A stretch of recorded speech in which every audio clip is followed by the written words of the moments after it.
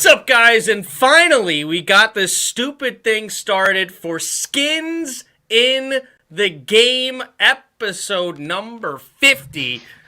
And I hope you like, guys, the new intro and stuff. That was fun. I'm going to get this situated, but go ahead. What's up, J-Dubs? Thanks. Same old stuff, but thanks to everybody that hung in there through the technical difficulties. Tim was throwing stuff around in his office, and I'm surprised it's still in one piece, but no, everything's good in Florida. Everything is good in Florida. All right, I'm going to send a thing in Discord that I'm not happy with either. We tried to switch over to Discord, and for some reason I couldn't see his camera for no apparent reason.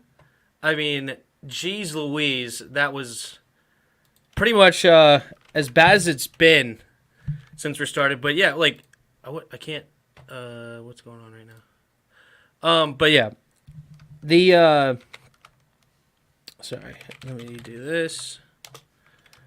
Stream working. Come on through.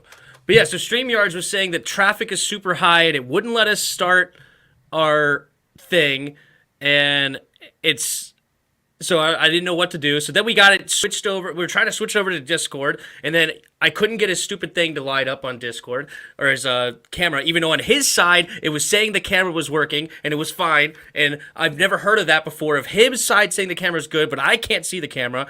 I don't understand that whole process either. But anyway, we've gone back to StreamYards now. This is 3 times, so third time's the charm over here in the Tim Sports Talk world. Wait, was it only 3 times? I want to say it was like 6. Well, we actually exited and went back 3 times. Okay. Like, we tried Discord twice.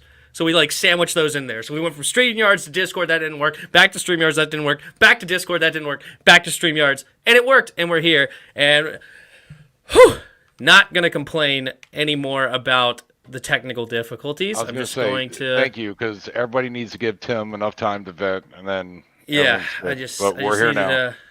Woosah. So we'll just try to talk faster so that we're not on here the whole night. Yeah, well, you know how that goes for us. We don't talk too fast. We just talk a lot. But all right, we got a good show tonight. Okay, we're going to talk about this idea that a lot of fans are thinking that we made a mistake and we jumped too early. We should have went after Matt Ryan if he was available, and they like that deal a whole lot more. We'll talk about that in a minute. We got the Commanders. They're still apparently doing their due diligence on quarterbacks in the draft as well. Is that still a possibility? We'll go over and just give our thoughts and grades on the free agency so far. J.D. McKissick's drama, I talked about that on Monday. We're going to talk about that again today to get J-Dub's thoughts on that. And then we're going to end with Carolina North. And Carolina North, yeah. Carolina North, yeah. The Comanthers. You heard that one? I just heard that today. The Comanthers. Yeah, that's good. And then also, we're going to end it off of where will the Washington Commanders draft a receiver round 1? There's some drama over there with Ron Rivera meeting with Chris Olave, apparently. Are we destined to draft a receiver? So that's what we got. But as every show, we're going to start with Tim complaining. The dad joke of the week. We've already covered the Tim complaining. All right. I was in the gym earlier and decided to jump on the treadmill. People were giving me weird looks, so I started jogging instead. Jumping on the treadmill. That's a good one. It's a terrible one. It's a good bad one, but it's a good dad joke. Yeah, so. That's awesome. I was Yeah, you used to say that all. Well, that's dangerous. You should probably step in, or whatever it is. Jumping in the shower is dangerous. I know. Yeah, exactly. But all right, cool. So we got our show started, and now, hallelujah. What do you got? All right, well, I like to pull weird off-the-wall stats. Mm-hmm. So I came across this one, and I actually verified it through a couple of different sources. So Davante Adams is leaving Green Bay. Yes. After 116 games. Okay. It's exactly the same number as Don Montgomery Hudson played for the Green Bay Packers from 1935 to 1945. He was also an assistant coach in the league, but I found this very interesting. Here is, by the way, Don Hutson played left end. He was called the father of the wide receiver. Like before they really had a wide receiver, he was called the left end. Okay. So he played for 10 years, and here's how it compares. So receptions. And they played the same amount of games. Yes, 116 games. Yep. All right. So it took Don in 1935 10 years to play 116 because they didn't play as many. But anyway, so the receptions are 488 for Don, 669 for Devontae. The percentage they did not calculate for Don. The yards gained, the total yards gained was 7,991 for Don to 8,121 for Davante Adams.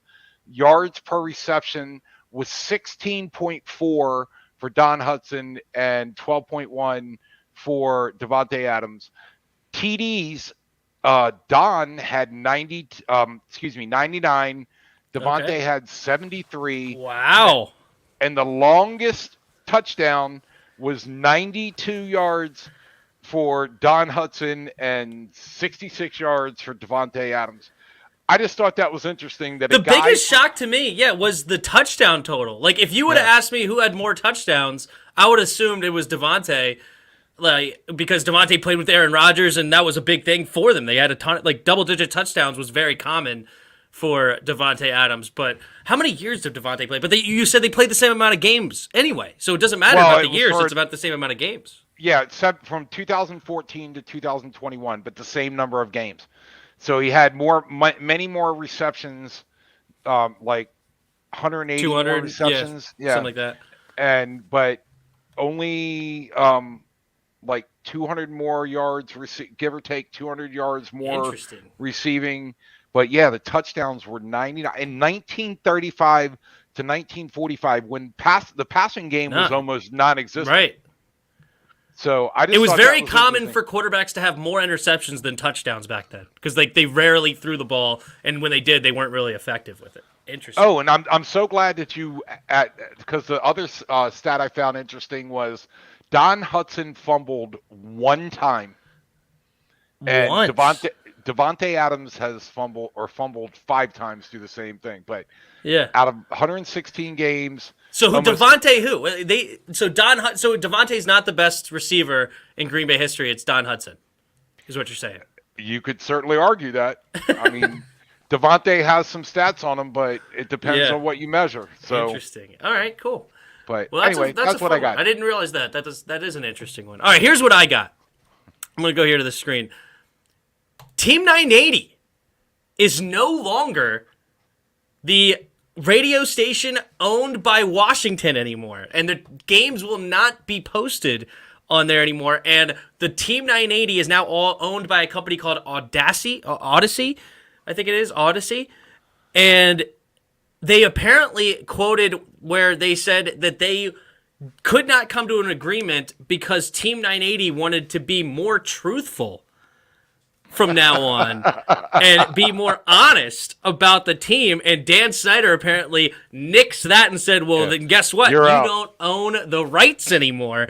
So you listened to Team 980 for probably a decade or more, 15 years probably. How long did you listen to Team 980? Like forever? Oh, and they are no longer the radio station for the Washington Redskins. Just kidding, the Washington Commanders. And I don't know who the next radio station is going to be, but it ain't Team 980. I thought that was interesting. I would say that I was closer, and I mean, they changed their name to WTEM 980 Sports Talk, but I listened to them probably upwards of 20 years.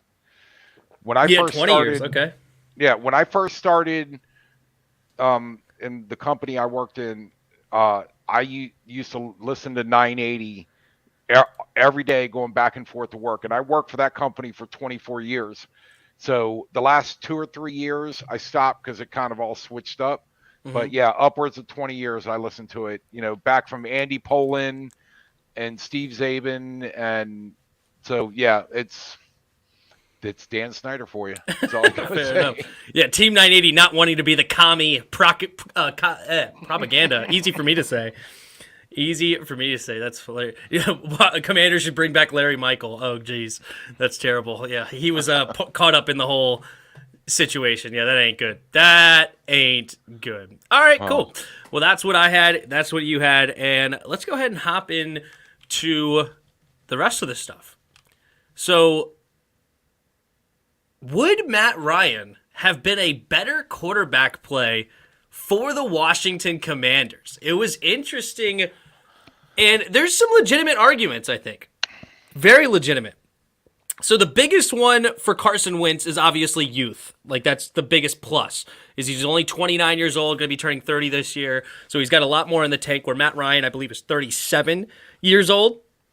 But Matt Ryan was traded to the Colts for just a third-round pick, and also Atlanta ate $40 million of Matt Ryan's contract, which is still a $9 million cap savings for the Atlanta Falcons. That's how much Matt Ryan was supposed to get. So still a savings, but still, they ate a ton of it. So now this year for the Colts, Matt Ryan will only be a $24 million cap hit this year, where we compare it, go back to the Wentz trade.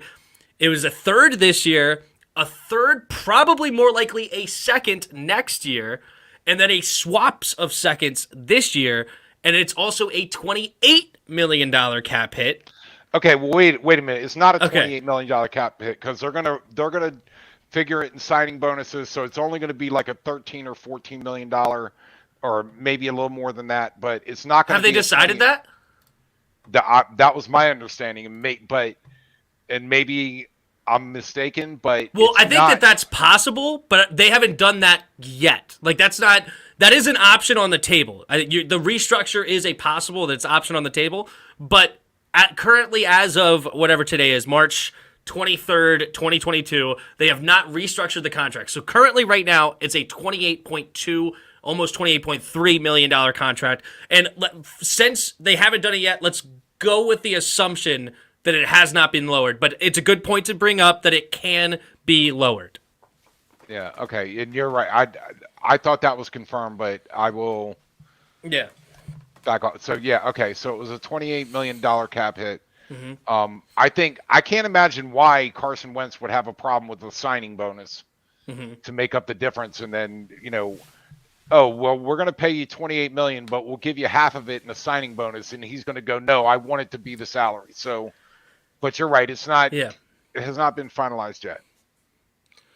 So, do the Matt Ryan supporters have an argument, or are you more appreciative of the Carson trade? Like, which one did you prefer out of these two options that may be on the table? Maybe it wasn't on the table for us for some reason. I don't know why it wouldn't have been, but maybe not. Maybe Matt Ryan didn't want to go here. Maybe Matt Ryan said, nope, not interested in going to Washington, and he was willing to go to the Colts. And then since there was less people on the table with Saints, well, Saints was never a trade option with Atlanta, of course.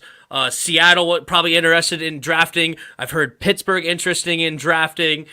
We obviously have our quarterback. There's not a lot of other people out there, so the Colts just waited it out the longest and ended up getting the best deal. Maybe that's a thing out there, but I'm going to leave it to you now. If you could have had either one of these deals, which would you have rather had? By the way, before we move on, I see TT Stay Goated. Yep. Said, is that a joke, or are you being sarcastic, or is that what you really believe? Because Matt Ryan absolutely screwed that Super Bowl with the sack he took that knocked him out of field goal range. So I just wanted to know. Hot take. I just wanted to know if you were joking with the L at the end, or if Matt Ryan throws the ball away, they kick a field goal, that game's over. But anyway, okay. So back to Matt Ryan over Carson Wentz. Yeah. I'll be perfectly honest with you. I never really thought about Matt Ryan. I mean, I've liked him as a quarterback. I think he's had reasonable success, but I agree with you that he's 37 years old. Mm-hmm. I think he's on the downside of his career. Hey, I've never had a problem with the Colts. I hope he does well for them. but I don't see a lot of upside at this point for Matt Ryan. I don't think he's a Tom Brady or Drew Brees, for that matter, where he's going to play upwards of 40 years. So I don't see it as a mistake. Again, a year from now, we'll obviously have a lot more clear view of it. But right now, I did not have the feeling of, oh my God, Matt Ryan was available. Why didn't we take him? That never crossed that. I never thought that. So comparing them, I'm not sure how to compare them right now. I think you're right. Carson has youth on his side compared, 8 years? Yeah, 8 years younger. Roughly 8 years, yep.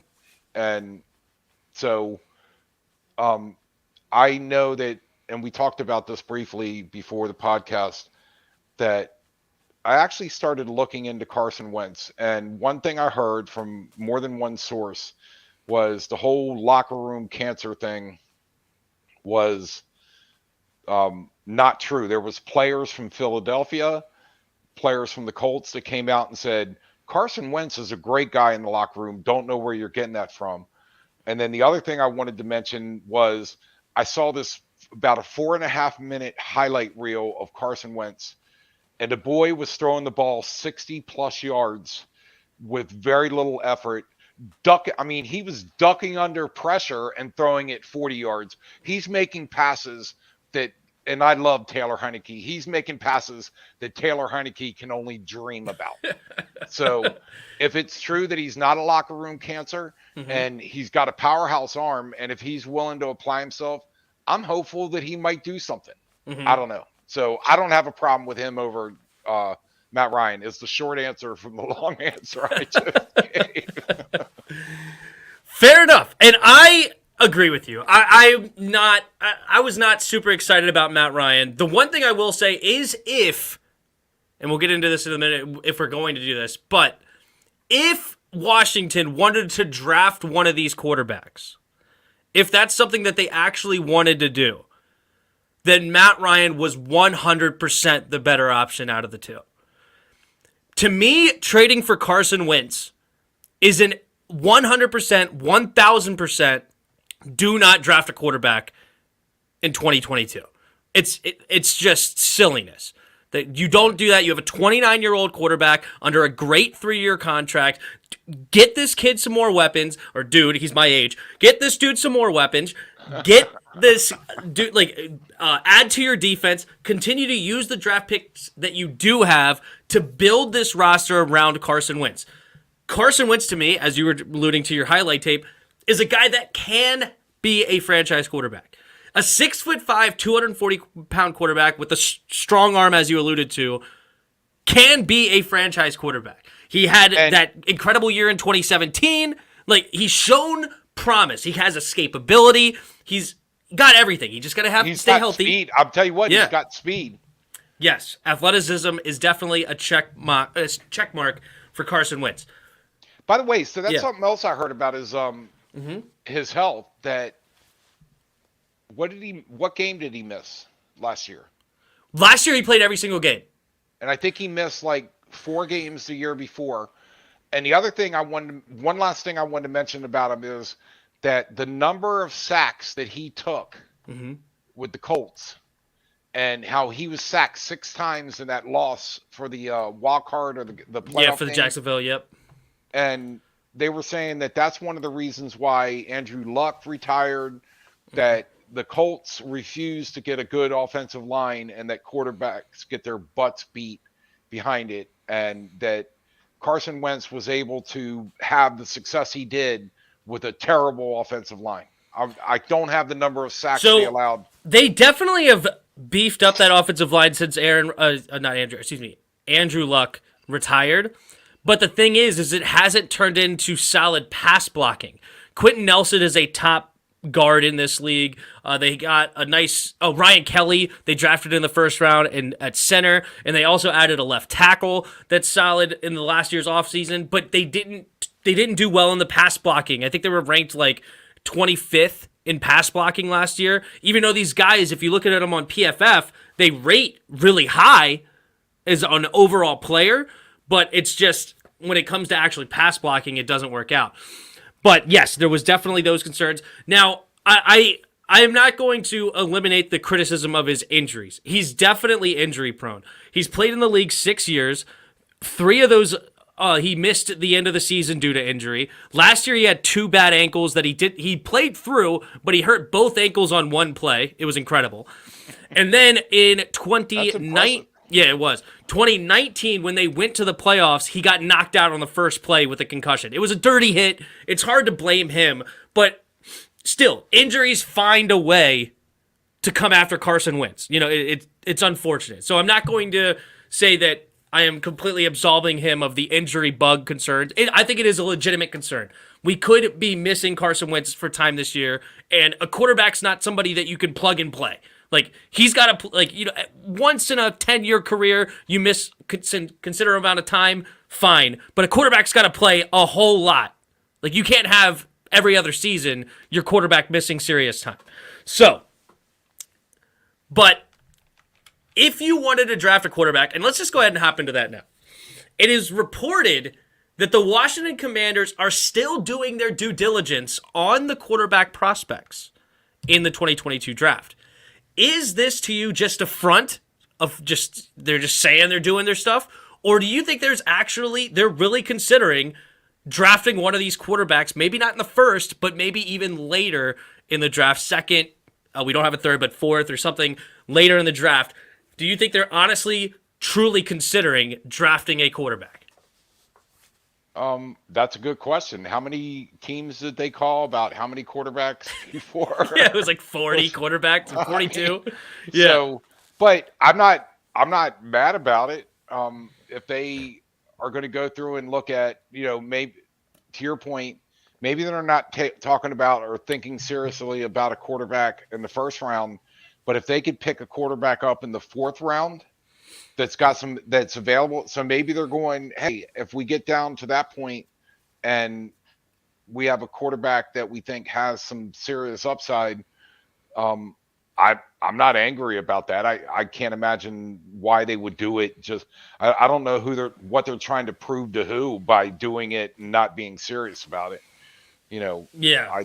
But yeah, if they are seriously considering a quarterback at pick number 11, then I'm going to have a problem with that.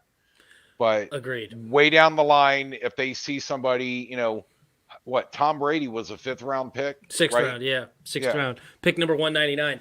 Yeah, no, I am just totally out of the quarterback market this draft. As soon as we made the trade, and now, will I freak out if we draft a quarterback in the 4th round? No, I'm not going to. Yes, absolutely. I'm not going to be happy about it. We saw how he was when StreamYard didn't work. Well, how about last year's 4th round pick?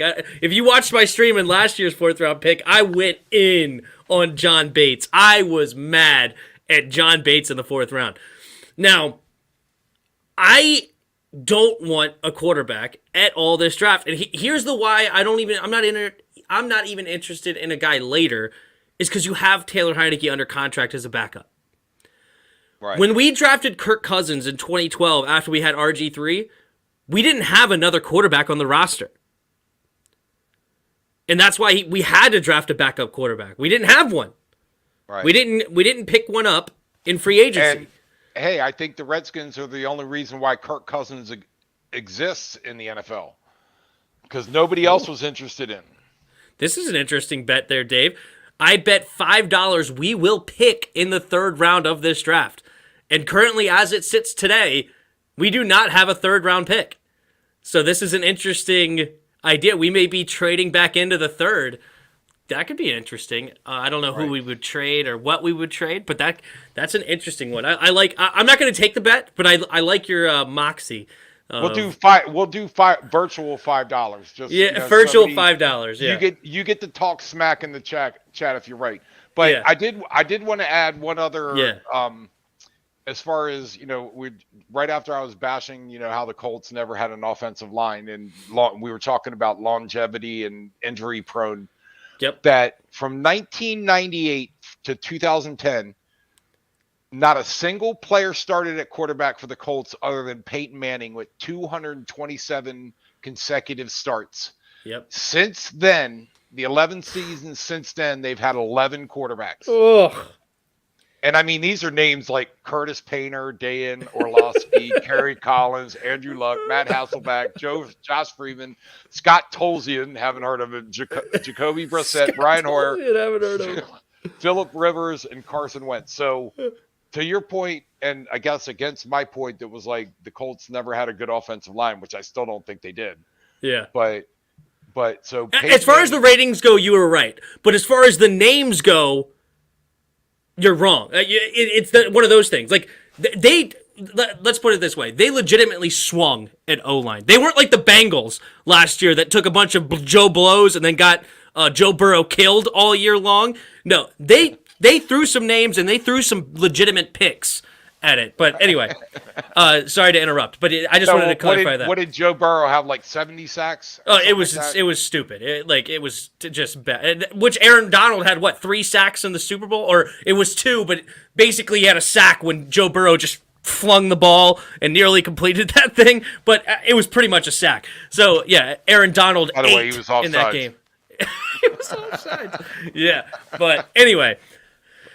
I'm just totally off the quarterback draft this year. I don't want anybody. I think we got, especially if we consider the now the name is completely escaping me. The June 1st money's going to free up. Landon Collins. Thank you. I completely drew a blank. That there's still talk that we might go after Mathau or Tyrann Mathieu. Yeah. The Honey Badger. Just call him the Honey Badger. Everybody will know. Badger. Everybody will know when you say we're going after the Honey Badger. They all know. But I think that they still have money. I mean, they're still talking about, especially with that June 1st money, they still have like $24 million available in cap space. So they can still, even right now, they have not 15, but close to 15 million, I think, 14 million. Well, currently, as it sits today, they have signed some other players that are to much smaller deals. We're going to get into that, too. But currently, they sit at just under $13 million. Okay. Is where it sits today. But, all right. And I'm also, all right, and just to wrap up this whole quarterback discussion, I said before we even made the trade, 2 weeks before, somebody asked me about Carson Wentz, and I said I thought that was the best case scenario for Washington. I still stand by that. I love the dude. I think he has so much potential. Can he flop? Absolutely. I'm not guaranteeing one way or the other, but we can get out of the deal easy because he's not a cap hit next year. But if he works out, you're still in big money. Where Matt Ryan, I believe, I could double check, Matt Ryan is only on a 1-year deal. So if he does great this year and you think, oh, wait, we can have him, you're going to be paying him a whole lot of money unless he decides to take a team-friendly deal. But hold on, I'm going to it. He plays for the Colts now. Double checking here. Is he under? No, he is under contract for next year. So he is under contract for next year, but you can't cut him and save anything. I was just going to say that. I like that about Wentz. Right. That Wentz has got to perform this year, and if he does, we have the rights to retain him. If he doesn't, we can say, sorry, it didn't work out. So yep. I think it's a better bridge option. He's a $29 million cap hit next year, Matt Ryan is, but if it's fully guaranteed.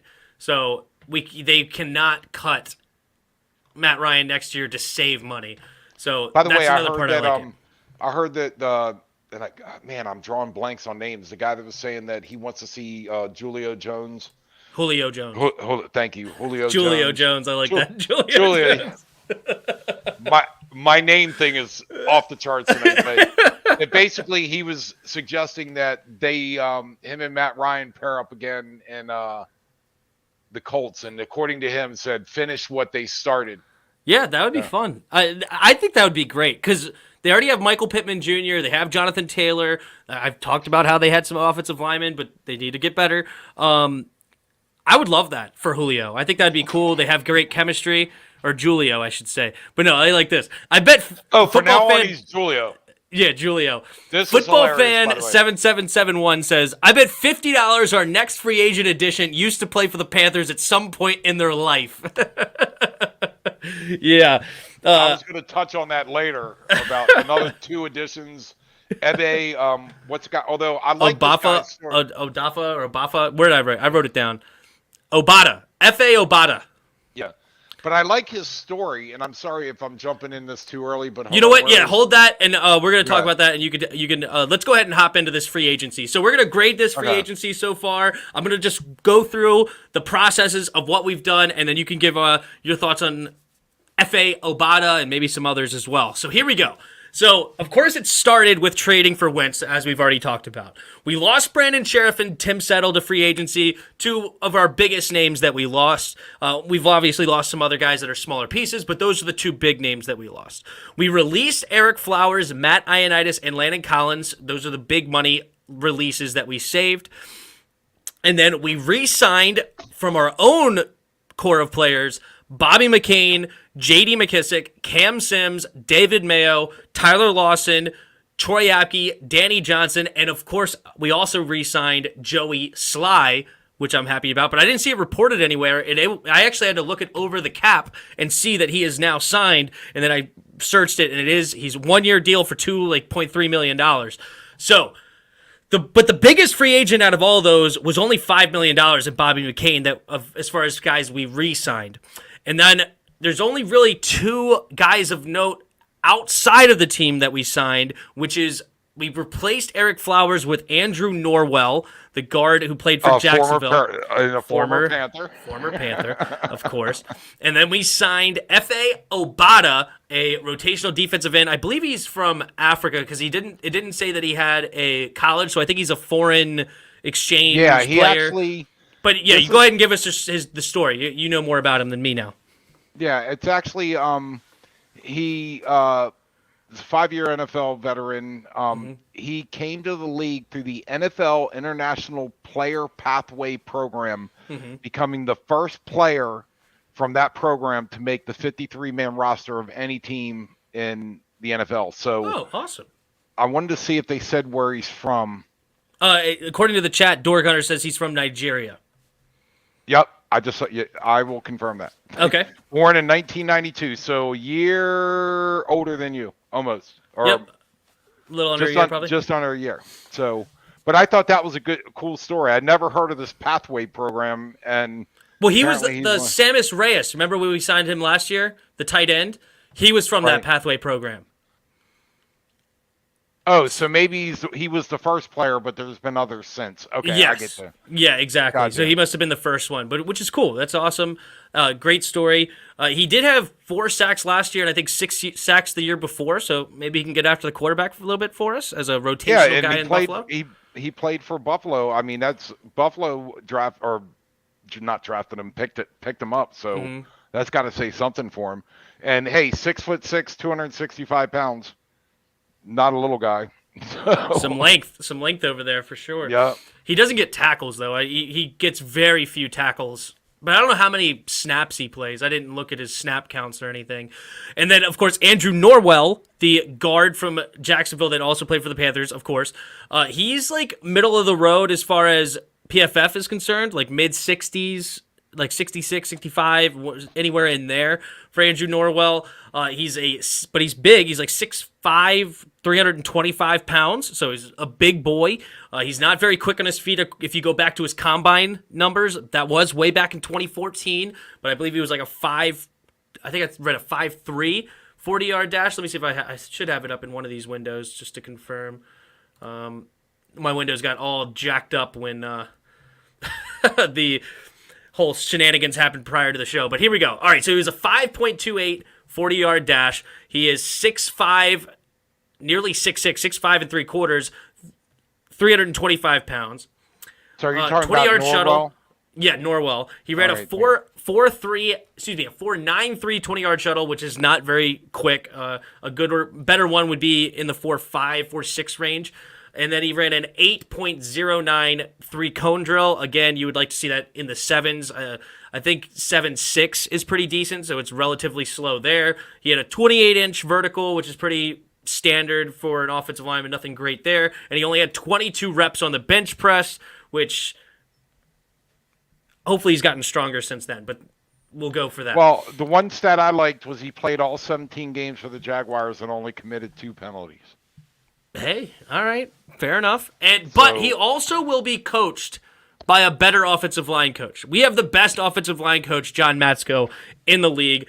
And then the other important factor for him when you compare him to a guy like Eric Flowers is he's a lot cheaper. Eric Flowers is going to be a $10 million cap hit. Andrew Norwell is only a $2.78 million cap hit.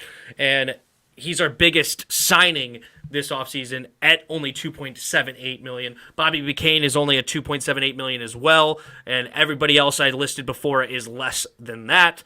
So we got a lot of cheap bottom-of-the-barrel free agents in this one, and F.A. Obata is not even listed on the roster yet, but I'm still assuming that contract's going to be pretty low. But all right, knowing what we know now so far, they said the details were not disclosed. So yeah, that's what I read as well earlier. All right, grade this offseason. What would you grade this so far? Well, I don't know what to grade it. I mean, it's got a lot. I will grade it this way: it's got upside. It's got a chance to be right. I don't see anything that was like, oh my God, these idiots, why'd they do that? But until it goes on the field, what do you know? You know, I mean, above so what's your feeling on it? I say it's above average. Above average? So what? You saying like C plus, or are you thinking B minus range? Put a letter grade on it. What do you got? I'd say a B. A B? Yeah, so above average, decent, and I'm looking with a lot of potential upside. We'll see how it pans out. But by the end of next year, I could be saying, okay, F. I'm not gonna have this. I'm not gonna put the hindsight's 2020. I'm just gonna leave it at this. I'm going to say. I'm gonna pretty much agree with you. I'm just gonna go slightly less. I'm trying to decide between C plus and B minus. I'm in that range, so a C plus minus, if that makes sense. Well, I've always wondered that. Or C plus plus. I'm going to say that. Right. A C plus plus is what I'm going to say. I've always wondered what's the difference between a B minus and a C plus. 78% and a 81%. If you're thinking about it as like from 100, you're looking at that range. Okay, so it's pretty close. You're in a 3% range between a 79.834. That's where I'm at. Like you could round it up to a B if you're a nice teacher. A mean teacher's like, nah, you got a C plus. That's where I'm at. Plus. So you're talking a C plus and a half or a B minus and a half. Yeah, and a minus half. Yeah, we've gone too far into this, but yeah, you get the idea where I'm at. Man, big thing is they added a quarterback. That's huge. And I like the quarterback. That is massive, okay? The other thing is the more not the more important. That's the most important. The other stuff though, we didn't really add anybody else. Cool, we got JD McKissick back. Cool, we got Joey Sly back. That's something that I wanted. I'm sad we lost Matt Ioannidis. I think that was silliness. I'm kind of sad that we lost Flowers, even though I feel a little bit better because of Andrew Norwell's lower contract. But at the same time, I think Eric Flowers is a better left guard than Norwell. Personally, but we'll see how we can... maybe he can prove me wrong with better coaching from John Matsko. I didn't really want Troy Apke back. Danny Johnson is bleh.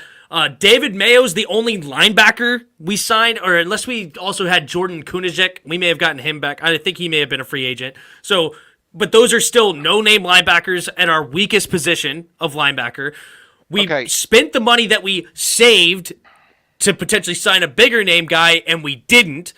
Bobby Wagner's still out there. Why haven't we really played hard at him maybe? Or Tyrann Mathieu, like you mentioned, but I don't even want Tyrann Mathieu anymore because we signed Bobby McCain. Like, if we never signed Bobby McCain, then Tyrann Mathieu would have been great. I would have loved that. So I don't know what we're doing at linebacker. I don't know what we're doing at offensive line because we already had a hole at the right guard spot. kind of with Wes. Well, Wes Switcher was going to kind of fill that, but once you cut Eric Flowers, now both of our starting guards, are gone. And another bit important thing with why I like Flowers more than Norwell is Flowers-Leno already had a year playing with each other. So, and then of course also Rouillet and Eric Flowers already had time playing with each other. So now you're gonna have less chemistry that you had in before, and that's an important thing for offensive linemen. I'm happy we got the quarterback, but outside of that, I'm kind of underwhelmed, and it is bleh. Well, and back when, because I was thinking about this with Troy Apke, and you mentioned him, I was going to bring it up later, but yeah, I just wonder, and maybe I'm missing something, but what compromising photographs does he have of the coaching staff that makes them keep him there? I mean, I remember when he first came out and you're like, okay, this guy is lost. He doesn't know what he's doing. I've never seen him really in a game where it was like, oh my God, great play. Yeah. And yet, even in special teams, cheap. Like, has he made like a game-changing special teams play? Maybe somebody in the chat knows. He hasn't forced a fumble like on a punt or something like that. Like, I don't know how many tackles he has as far as a punt team is concerned, but it can't be all that much. They say he's an elite special teamer, so he can get downfield fast, but what does he do with it? I don't know. Like, it's again, he keeps coming back, and I've never heard he won't die. He just won't die. But it is what it is. So that's where I sit, 79.834. Take it to the bank, and that's my grade on it. And with the $12 million left in cap, what would you like to see us do with it? Well, I kind of alluded to what I guess that I mean, I don't really have my heart set on anybody. I'd like to see something in the secondary or middle linebacker, or although what's the one guy? Was he a linebacker? I'm sorry that I am having a terrible time with names. Sorry, I was reading the chat. I can't help you, but I'm just going to read this and then I'll try to help you. You joke about compromising photos, but with this organization, that might be the case. But no, sorry. That was not a joke. I was being very serious. Are you going back to oh, I can see his face. Number 55 back in the day. Compton? Yeah, Will Compton. Are you going back to that, or what were you trying to say? No, I was trying to figure out that I know we need a middle linebacker and I know we need secondary, but then I wasn't sure if we picked up a middle linebacker or short up the linebacker core. I was trying to remember. I don't see anybody as far as a nice signing for the linebacker. I haven't heard anything either. Like, as I said, the only linebackers we re-signed are guys that were already here with David Mayo and Jordan Kunajik, which are not guys that are really woohoo! I'm so glad we have them. And I think we also did retain the second-year player. Milo Eifler is a guy that may not even make the team. He's making basically a minimum contract. But he's an athletic linebacker. But we already have athletic linebackers. We need good linebackers. We need guys that can actually start at the linebacker spot.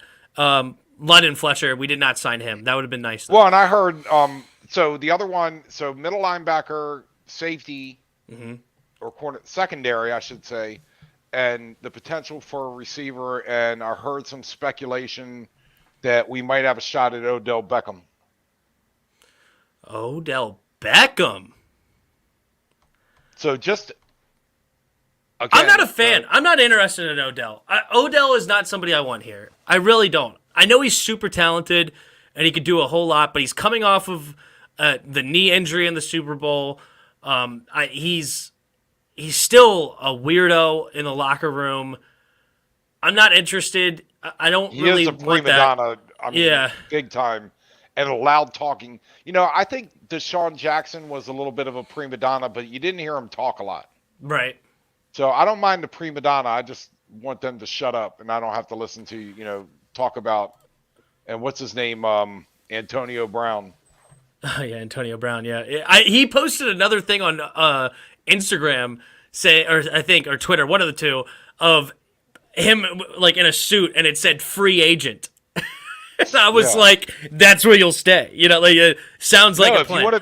If you want to play for us for free, as a free agent. Yeah, how long until Ron is on the phone trying to get Luke out of retirement? Is he trying? How old is Luke Kuechly right now? Like, I don't think he will ever come back, though, because of why he retired.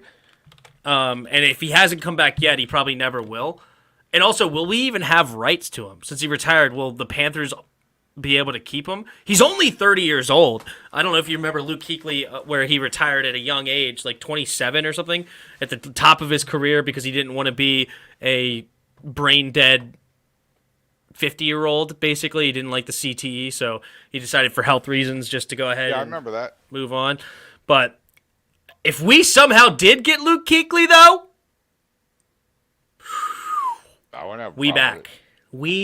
We back. We here. We here. it. Yep. Bring in Odell and bring back Norman. I'd love to see those two would practice with each other. Oh, that would be hilarious. Sign Odell and Josh Norman. That is good. Should we be on Hard Knocks? I just don't think it would be very entertaining. Like, who do we have on Hard Knocks that people would be really interested in? You know, like, I feel like who would be a much better candidate for Hard Knocks? Because usually it's a terrible team that, you know, has drama. I don't know. I don't know who would be the right team, but I feel like it wouldn't be us. I mean, I would watch it if it was us, but maybe the Hard Knocks could focus on the Redskins cheerleaders working in the office and going on Dan Snyder's yacht. Ouch. I understand there was some Hard Knocks there. Sorry. Ouch. All right, I digress. That's I'm a sorry. good one. That's a good one. Here we go. All right, you know what? On that note, let's hop into our next topic. Okay, so we mentioned we re-signed J.D. McKissic, and we mentioned last week of the crazy drama that came with it as far as he signed with Buffalo, he agreed with Buffalo, and then 24 hours later, he was on Washington, and we talked about how Martin Mayhew basically alluded to that. Like, he wanted to see what certain guys can get on the market, and then we're going to throw them a contract afterwards to match it and hopefully retain them, and that's basically what happened. But did you see the Bills' general manager, Brandon Beane? Oh, actually lit him up, didn't he? Yeah, he had a lot to say. Well, not necessarily a lot, but very pointed things to say. It was, and basically accusing us of completely wronging them, that the agent said, hey, the deal is done. There's nothing you could do. Like, you can't offer more. We're done with the Bills. And according to Beane, that we continued to pursue for J.D. McKissic and ended up winning J.D. McKissic to stay here in Washington. And then when asked, does this affect relationships in the future? He said, yes, this could affect relationships in the future. Do you think we actually did anything wrong? And do you think this should affect relationships, quote unquote? Like, if you were a GM and somebody did that to you, would you actually feel like really upset about it? No, and I can see that angle. My understanding is that, and again, this could be wrong, but that the Bills offered JD a contract, and the deal was he had 24 hours. And no, it was. You're kind of right, but the thing is that he agreed in the legal tampering period. So technically they agreed, but they weren't allowed to sign until the next day because the league year didn't start until the next day at 4:00. So the deal was not actually technically official. Like, everything you heard that Monday and Tuesday leading up to it, none of it was official until the Wednesday at 4:00, where that's when the actual paperwork was allowed to be signed and turned in to the NFL saying that this was done. And before that 4:00 deadline of this is done, that's when J.D. McKissic changed his mind and said he wanted to be in Washington. See, I'd be more inclined, and not if it was the Redskins, because I'm a homer and I'd be considered biased, but a lowly team, if it happened the other way around. You see what I'm saying? It's like if Buffalo had him, because Buffalo right now is an elite team. So let's talk the Browns or the Jaguars. If J.D. McKissic played for Buffalo and made a deal with the Jaguars, and then within 24 hours backed out of it and went back to Buffalo, I'd be more likely to feel like that was something wrong because he kind of led the lowly team on and then went back to the elite team. Mm-hmm. For whatever reason, he made the decision. He had a chance to go to the elite team and said, you know what? No, I like where I was and I came back. So I don't have a problem with that. And that's not just because it was the Redskins. I mean, it's not like he's going to save the world playing for us. Yeah. But I think it would have left a bad taste in my mouth if it was the other way around. I can see that. I don't hate that angle of, okay, yeah, you're just trying to get the most money out of the elite team as possible, and you just let us on, and wow, now we're missing out on another great free agent because we're just a smaller market team that's not very good and stuff like that. I can understand. I can see that. That's fine. I can understand that perspective. However, and I'm not going to disagree with that, but I'm saying that if Brandon Beane was in the same boat, he would have done the same. Now, it's ultimately J.D. McKissick's decision. And what I heard happened is that J.D. McKissick's brother and Antonio Gibson were the ones really trying to pursue him to come back to Washington. And, okay, if that's what they did, that doesn't, to me, sound like, oh, Martin Mayhew and Ron Rivera continued to go after J.D. McKissick.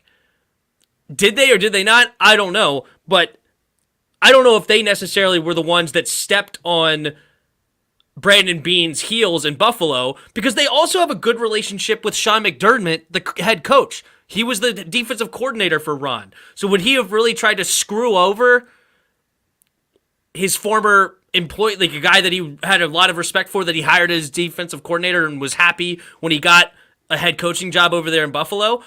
I don't think it was necessarily Martin Mayhew and Ron Rivera continuing to pursue. But when J.D. McKissick probably had second thoughts like, crap, I agreed to this deal, but I told Washington that I would give them the opportunity to match. So after him and the agent verbally agreed, and maybe the agent did it without J.D. McKissick really approving that's an interesting angle. But let's say that J.D. McKissick was a part of the decision making to agree to Buffalo. If he then had second thoughts, hearing Antonio Gibson, hearing his brother saying, yo, I thought you wanted to give us a chance. Like, what's going on? Like, Martin Mayhew even said it. Like, I thought we had a chance to match. Did we not match it? Like, did we not even try to match it? And then J.D. McKissick realizing, you know what? I did say that. And then he goes back to Washington saying, hey, if you match this, I'll sign with you guys instead. And then if you're in that position as Martin Mayhew and Ron Rivera, and yes, technically the agent said, hey, we're done. Technically we hear that he agreed with Buffalo. Do you then go, no, JD, you already agreed over there. We don't want you back anymore. You already agreed. It's like, no, you came to me. Of course we want you back. That was the whole point, as we said in the press conference, and I'm sure they said it to JD's face. Hey, go see what you can get, and I'll match it. So we already said this. So yeah, of course, when he comes back to us and JD makes the decision that he wants to play for us, as Ron Rivera and Martin Mayhew, I'm not saying, no, you agreed, you go to that team. No, I want you as a good player, as a guy I liked, as a former player of ours. And you know how Ron Rivera loves the guys that he coached. I want you to continue to play for me because I coached you. Right. And so you're going to sign. Dave Robb makes a good point, I think, in the chat. It's the tampering period.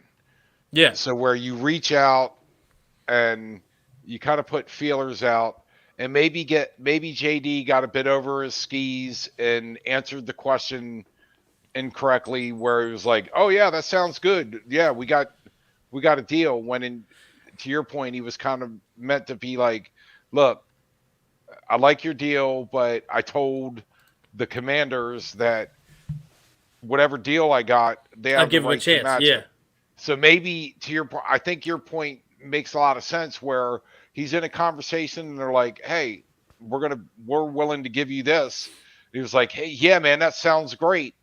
And then he gets back in the car and going back to the hotel or wherever he is, he's going, oh crap, I told the Commanders that I'd give them a chance to match it. Yep, and it may not even have been until Antonio Gibson and his brother hit him up, and then that's when he realized, like, oh shoot, I do want to continue to play with Gibby. I love Gibson. I love it. I love Antonio. I want to play with him still, and I want to be in that locker room, and I want to be in the So I totally think that that's. And one other thing I want to add about the whole, I was talking about the reverse situation, but I think also if JD had agreed to Buffalo and then went to another team, that would have been different to me as well. Oh, okay. Opposed to you know what I'm saying? Back, instead of going back to his team where he was, look, they matched it. I'm happy here. If he'd have gone to Team B and been like, well, yeah, I agree to your deal, but now I'm leaving the Redskins and now I'm going over here, that would have left a bad taste in my mouth as well. So yeah.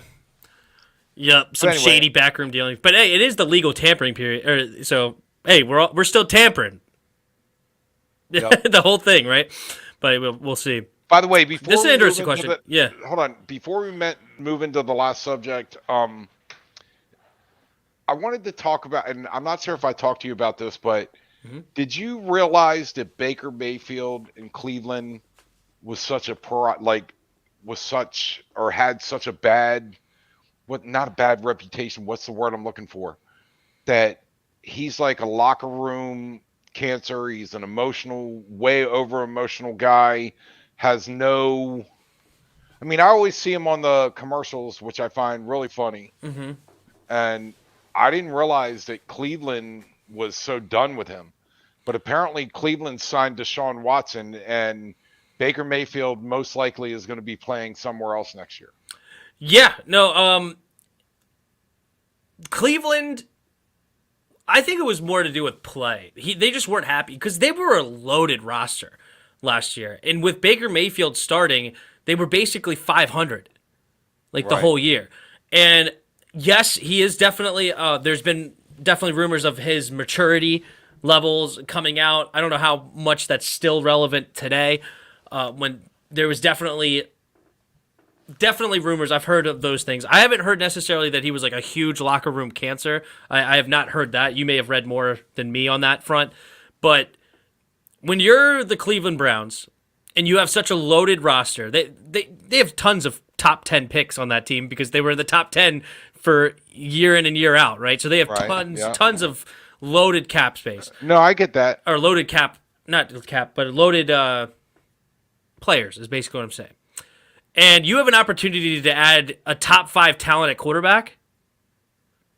I'm probably adding the top 5 talent at quarterback instead. Now, I think Houston won the deal. Personally, I think basically Cleveland has a 1-year window. Do you know what his contract is? Who, Deshaun's? Yeah, or... Watson's. Shoot, I just closed it. It's okay. This year he's great. He's only a $25 million. No, he's only a $10 million cap hit this year, which is awesome. It's fantastic. But next year, it's a fully guaranteed contract for the next 4 years in a row. He's making $55 million a year, fully guaranteed. Hold on, let me pick my jaw up. Dad, with 3 players, just 3 players, over $100 million in cap space next year are going to 3 players.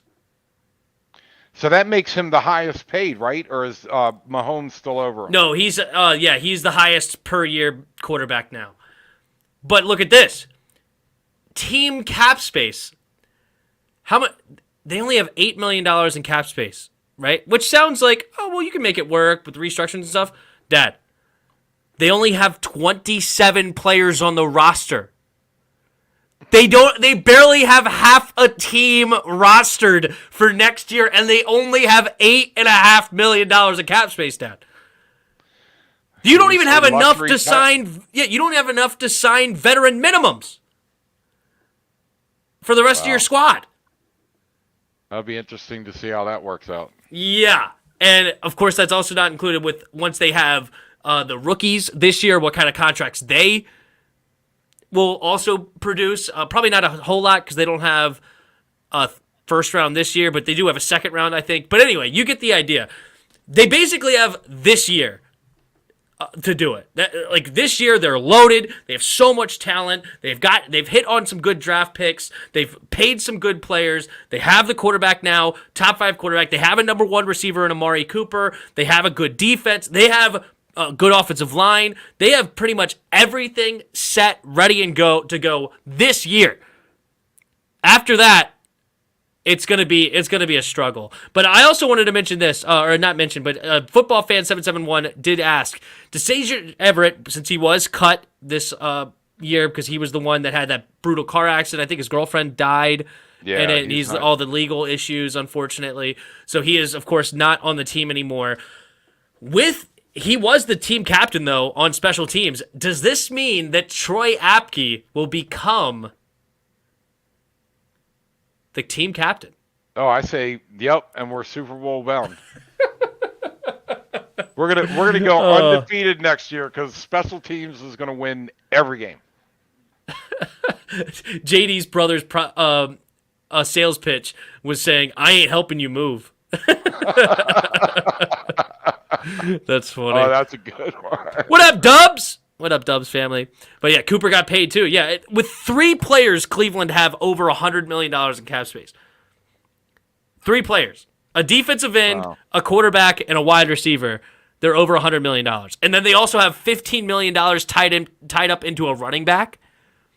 They have $16 million tied up into a guard.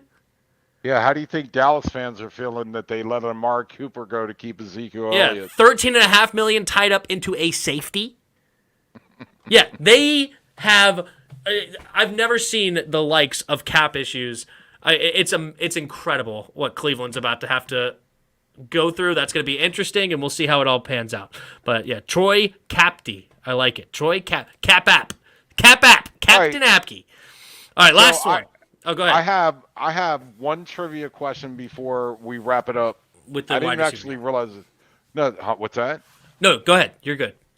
So there are only 4 quarterbacks that have at least 500 touchdowns.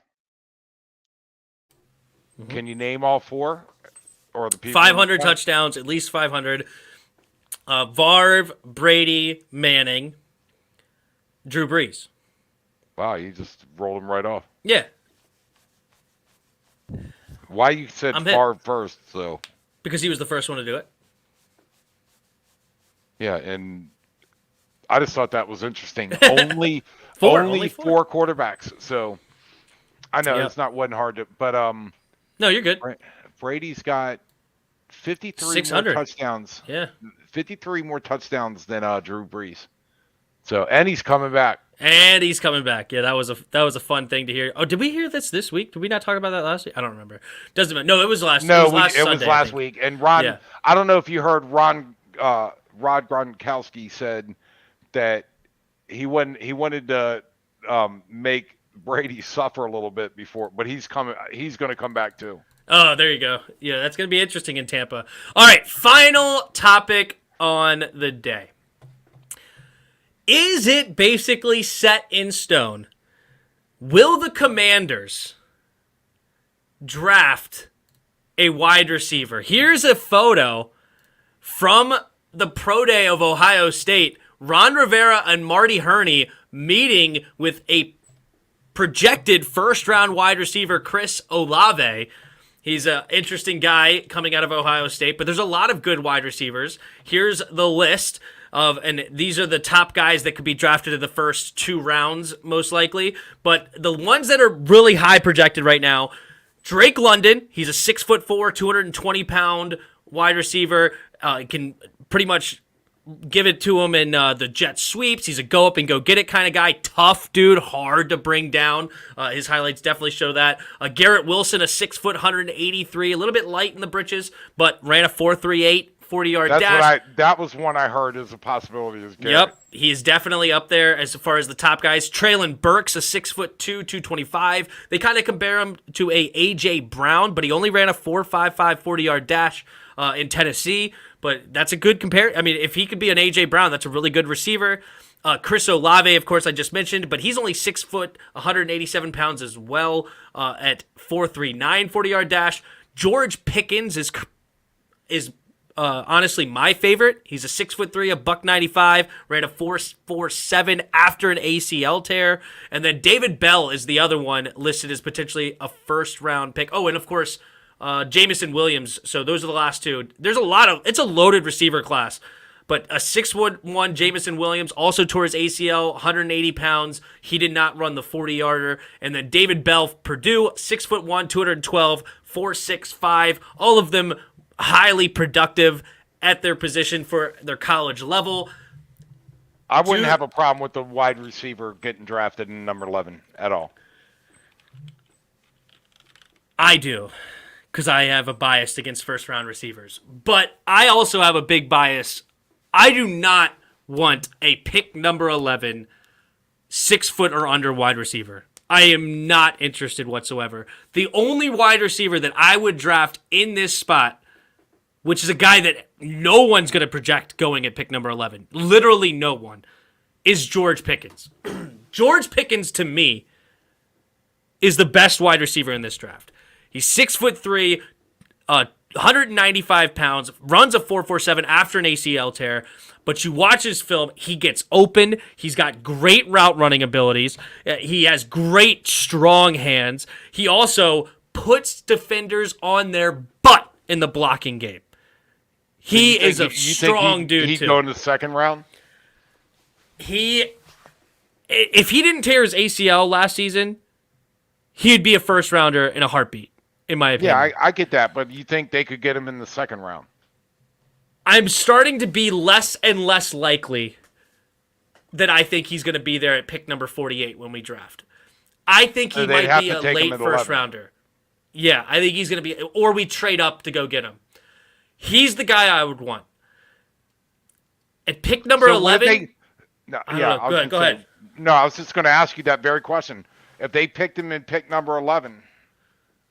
I hate first round wide receivers, but if they did go wide receiver, he's the one I want.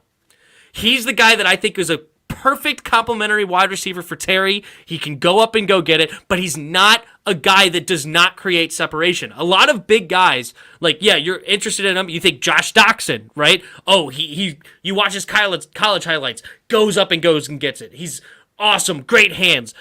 But at the next level, if they struggle to get separation, if they're not in the right offense, or if they're not literally a monster like Mike Evans, who's literally 6'5", like 230 pounds, just an absolute, he just towers over corners, they usually struggle at the next level. You think Mike Williams, until this year, Mike Williams was a top 10 pick, and he really struggled because he's not super fast. I want George Pickens. That's where I would go if you had to go wide receiver. Personally, I wouldn't go wide receiver. I've already said I want to go get Nakobe Dean out of Georgia. I think he's a guy to me, Nakobe Dean, and if you go and look at his measurables, he's not the one that shocks you. All right, he's only a 6 foot. He's only 225, maybe 230 pounds at best. So he's not the biggest linebacker you've ever seen. His measurables aren't phenomenal, but he plays with that heart. He plays with the intensity, and he's a smart football player. Like London Fletcher. I don't want to make the comparison because I don't want to no. put that pressure on him. But yes, I mean, if yes, he's a guy I would like to compare to London Fletcher. Well, and I wasn't asking for a comparison. I was just saying another linebacker you look at that doesn't have a lot of measurables, but plays with tremendous heart and has a lot of talent is London Fletcher. He wasn't even 6 feet, right? He was 5'11". Yes, he was maybe. I think that was his listed. He may have been only 5'10". Yeah, London Fletcher. Yeah.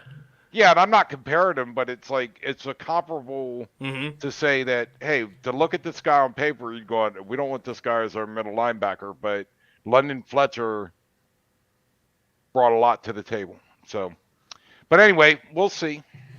All right, sounds good. Well, hey, it was another great show. Thanks for Fight for All DC, telling everybody to subscribe if you haven't already. 30 of you in the house. Thank you so much for joining us. It was a lot of fun. Sorry for the late start, technical difficulties. Thanks for hanging in while Tim was throwing. By the way, if Fits. you can't see in the background, you're lucky his mic is still on. Yep. Thanks for saying no. This is a good question. How far back would you move to draft Pickens if he's not at 11? Oh, all right. There's two ways you could take this question. I think it's kind of oddly worded, but I like both directions before we get out of here. So how far back would I trade? Low 20s. And I think you can still get Pickens. I read it as he's saying, if you think you can get Pickens later and you would basically give up your 11th pick, how far back could you trade and get more out of it? Like, you could have my number 11. We'll take Pickens at, what did you say, 21? Yeah, low 20s. If we could get him in that range, I would take him. I would love that move. And that's probably as far back as I would go and still feel pretty good that I can get Pickens. Because I think if you get into the late 20s, you're running a risk. There's some high-level, obviously those are the better organizations typically, and I think they're going to have the real scouts that look at this dude and think, yeah, this guy is legit. So I would say low 20s if we moved back. But, hey, what about at pick 48? How far would I move up to get him? I would literally move from pick 48 all the way back into the first round. If we made that move and got, pick number 29 or 30, and we got George Pickens with our second first-round pick in that situation, I would love it. I would be happy. And I don't even care what we ended up giving up. I wouldn't trade another first to go up and do it. But let's say we did a similar deal and we traded 2 seconds like we did to get Montez Sweat, right, to go back in. I would love that. Of course, I don't think we can trade 2 seconds technically because we don't know what Wentz is, so we can't really trade our third or our second for next year because we don't know what the Wentz. But if we could trade up back into the first and get George Pickens, and then we also added Nakobe Dean, who I love, or we add a corner, there's a lot of interesting, talented corners at that range, I would be through the roof. I think that would be an awesome combination of players, and I think that helps the team immediately, immediate starters, helps Carson Wentz. I love it. But anyway. We'll see what happens. By the way, thanks, football fan. Appreciate it. Always fun. Love your comments. Yes, everybody, it was a lot of fun. Thank you all for being in the comments. Had a lot of funny ones, of course, as usual. You guys are great. We had, of course, Pig, Redskins at 10, not as Hawk good as TV. my, just want to let everybody know, not as good as my dad joke. Nope, dad jokes number one. That's how we start every single show. But no, it was a lot of fun. Thank you guys so much for hanging out until the end. And again, thank you for dealing with the delay. But we will be back next week for episode number 51. And we'll see what Washington Commanders do continuing the offseason. But until next time, see ya!